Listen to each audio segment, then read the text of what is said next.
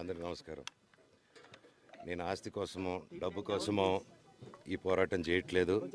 ఎందుకంటే ఇది పోరాటం కూడా కాదు, ఇది ఆత్మగౌరవానికి సంబంధించింది, నా భార్య పిల్లల సేఫ్టీకి సంబంధించింది.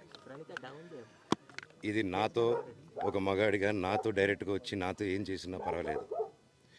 నా భార్య పేరు ఇంక్లూడ్ చేయడం, నన్ను తొక్కేదానికి, నా 7 నెలల పాపని ఇంక్లూడ్ చేయడం, నా బిడ్డల ఇంట్లో ఉండగానే అలా బిహేవ్ చేయడం కరెక్ట్ కాదు.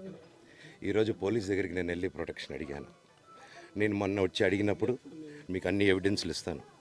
ఎస్ఐ గారు ఇక్కడి నుంచి వచ్చి నేను ఇస్తాను సార్ ప్రొటెక్షన్ చూపించాను. బౌన్సర్లు అందరూ అక్కడికి దాక్కున్నారని చూపించాను. అది కొంచెం చూసి ఓకే సార్ మీరు ధైర్యంగా ఉండండి, మేము ఎక్కడికి వెళ్ళట్లేదని చెప్పి మాట్లాడి పారిపోయారు. ఇప్పుడు కానిస్టేబుల్స్ వచ్చి అందరూ నా మనుషులందరినీ భయపించి ఇప్పుడు వాళ్ళ పేర్లు తీసుకొని బెదరగొట్టి మా మనుషులు పంపించేసి వేరే బాడీ గార్డ్ లోపల పంపించున్నారు సార్. ఏం జరిగిందండి అసలు?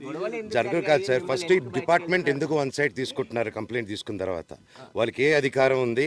నా ప్రొటెక్ట్ చేసే మనుషులు పంపించేదానికి అధికారం ఏముంది? ప్రపంచంలో నా అందరినీ కలుస్తాను సార్, బయలుదేరుతాను.